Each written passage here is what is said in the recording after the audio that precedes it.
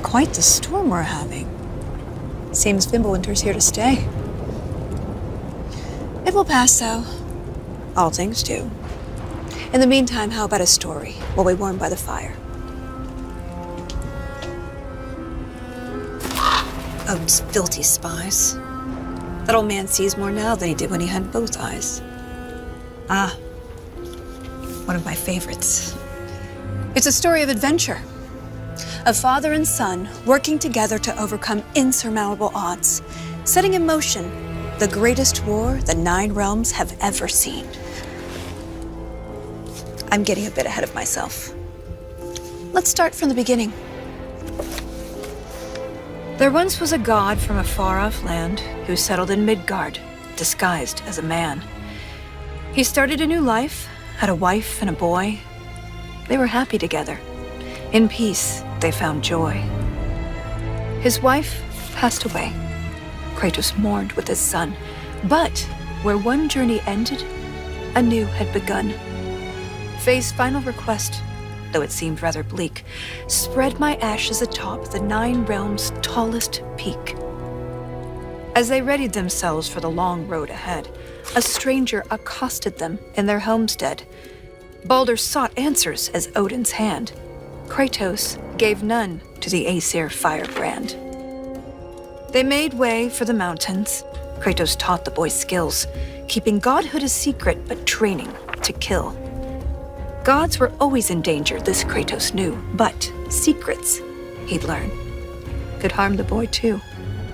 They found Mimir in a tree, punishment for his wrongs, so they lopped off his head, and they brought him along. Mimir held ancient wisdom and knew the lost god of war. He warned, "Tell the boy," but Kratos ignored. No, now hold on a minute. Is that all that's in there about me? Something to add? Actually, yes, I do.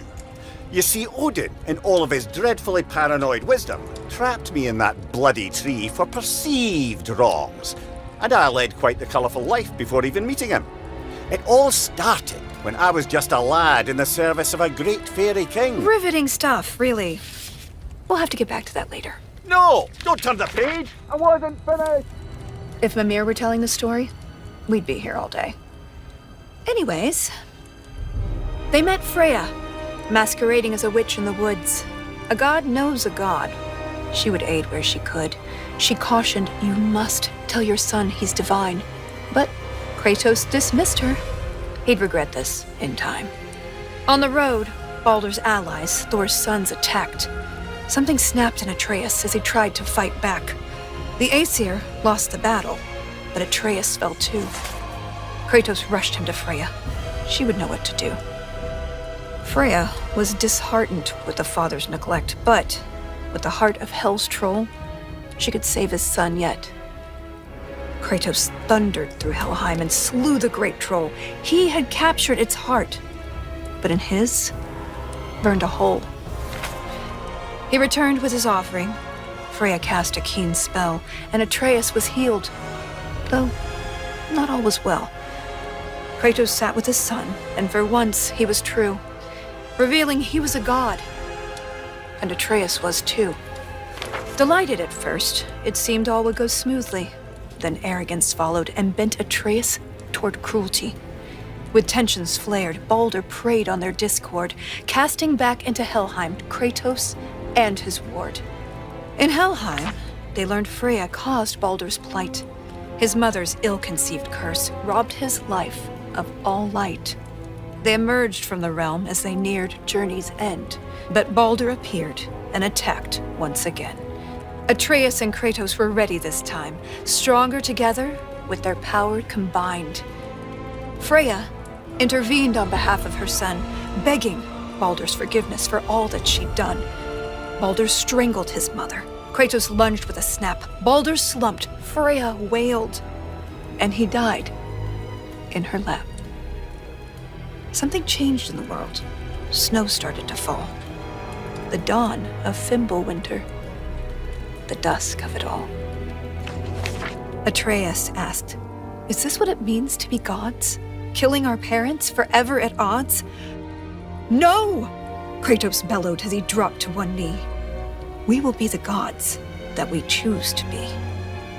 Finally, together, they reach the Great Peak, finding Jotunheim's temple, the giants' retreat.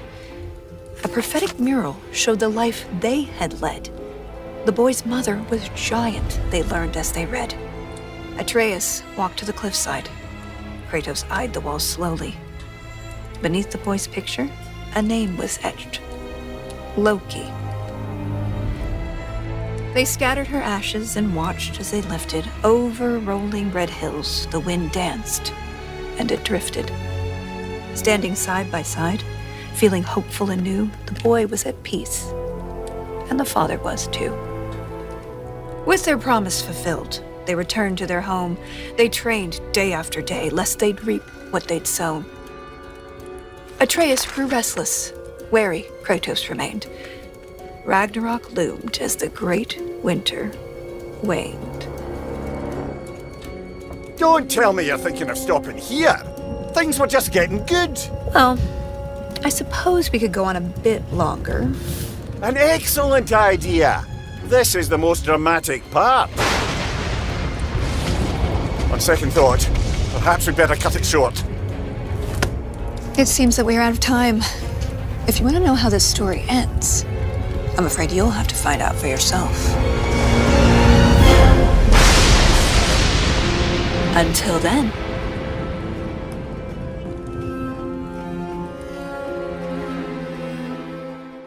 PlayStation